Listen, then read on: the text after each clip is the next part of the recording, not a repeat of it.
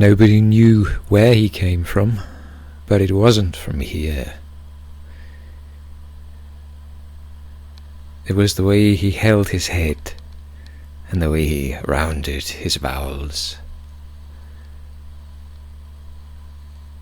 It was that he was honest, and that he was open, and all those were qualities that we hadn't encountered in a very long time. You see, we are a town of liars, cheats, crooks, and con men of the highest quality and order. We welcomed him the way a naked babe is welcomed into a den of starved wolves. His story, a story that he told often and loudly in the market, in the tavern, was remarkable. He was on a pilgrimage to the sun.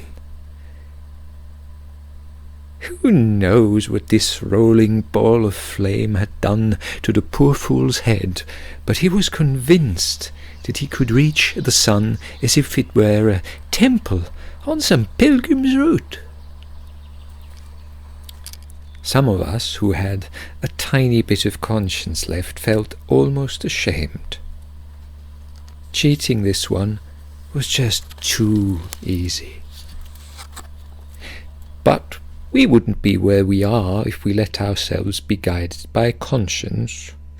We sold him all the shit we could come up with. Detailed maps to the sun that we had drawn the night before, tools to climb the surface of the sun, a visor to protect from its radiance, powders and tinctures to protect the skin. Everything that we could think of, in a hurry. The poor fool had as much money as he had confidence, and so we didn't tire to come up with new ways of cheating him. I personally decided to hire myself out as a guide. It was a spur-of-the-moment decision. You see, my fur, it shines in the evening sun, and he happened to notice it and remarked upon it, so I spun some tale of having been close to the sun, so close that I had taken on some of the sun's colour and warmth. The others were mad at me, but if it was because my idea was better, or because I led this little naked babe away from their claws, I cannot rightly say. We left the den of liars and walked west together. West because I had decided to argue that the sun could more easily be climbed during sunset when it has become tired from its long road across the sky. He accepted it without argument.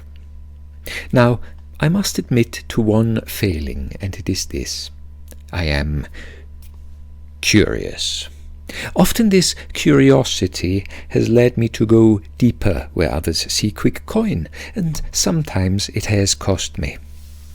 It was this failing of mine that led me to talk to the pilgrim when we sat together by the fire and rested our tired feet. Now, do not misunderstand me. I insisted that he paid me in good coin every single evening, but after that transaction there was still a lot of night left to go, and he was attentive and good-natured, which made for easy company. Over the time he told me a lot of things to satisfy my curiosity, almost all of them as unbelievable as his quest.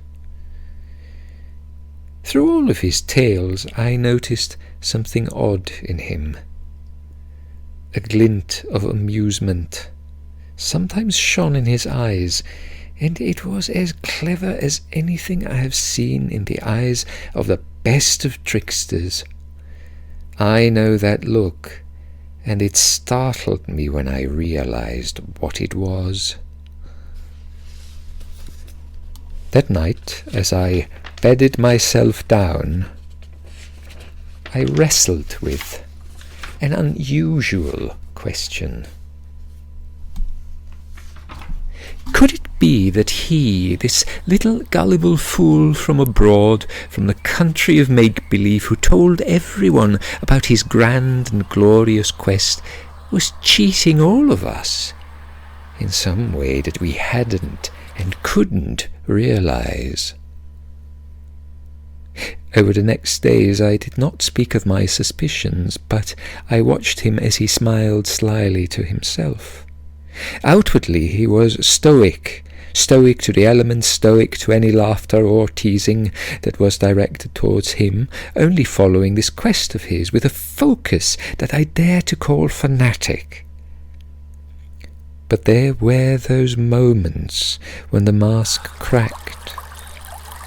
For example, he asked me about some particularity of the way ahead, and when I launched into a skillfully improvised description, I noticed that he wasn't listening to my words at all, but simply watching my face. I am a good liar. The best, I would say, but among liars, calling yourself the best is really a pointless exercise. Yet, how can you lie to someone who doesn't care what you tell them? Someone who, was it possible, didn't actually believe in the truth of what he saw and heard. As I spoke my pretty little lies, I became aware of something that frightened me. This man, this pilgrim, this idiot, believed so strongly, not in the details, but in the very fabric of the world, that he was wise. Too wise to take heed of my lies, and so he simply nodded pleasantly without giving a single one of them credence. Whatever reason he had to hire me as his guide, it wasn't that he believed in my abilities or the drivel that came from my mouth. And yet he followed me as though I was indeed the best guide in the world. But he did not believe me. And that, although you may barely think so, is not only hurtful, but frightening to any liar. The next days were torture. I lost all my energy and listlessly led him along, while this wise fool's mood never seemed to change.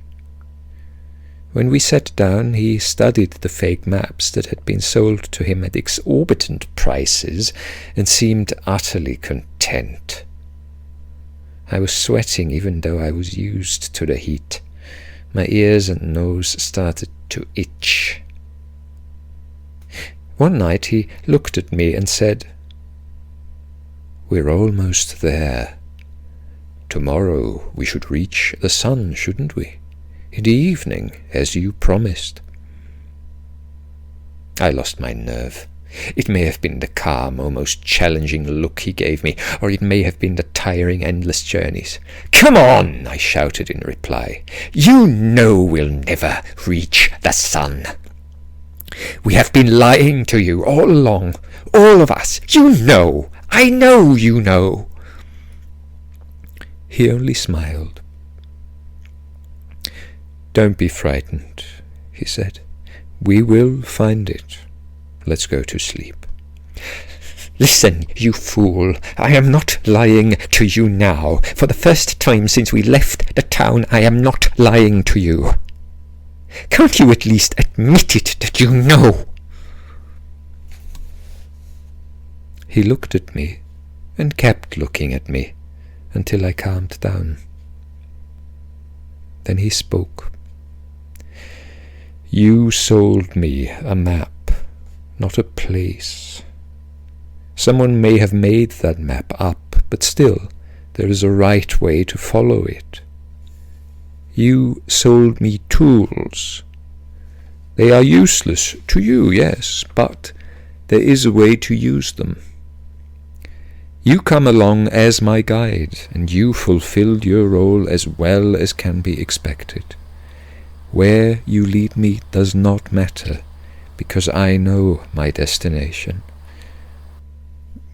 You all intended to cheat me, very well, but your intent matters less than you believe." Then he went to sleep. I lay awake all night wondering what the hell he meant. We didn't speak the following day. I led him along the path which led us up to a wide ridge overlooking a valley. An hour or so before sunset we reached a ledge that pointed right at the spot where the sun would set. The pilgrim smiled. "Thank you," he said, and paid me the remaining sum. It was the last of his money. He also gave me a folded piece of paper without saying what it was. After this he put out the tools and all the other useless things that we had sold him, arranged them very nicely, and started building a fire. I wanted to leave. I was annoyed. I wanted to return home, but I found myself mesmerized by his movements. I felt pity for him and admiration. But I also felt a lot of anger, so I stood there all knotted up and just watched him. The sun was about to set when he lit the fire. It was a good big fire that shot up into the darkening sky. We watched it together for a while, and as the sun rolled over the horizon he looked at me. "Godspeed," was all he said before he stepped into the fire and vanished.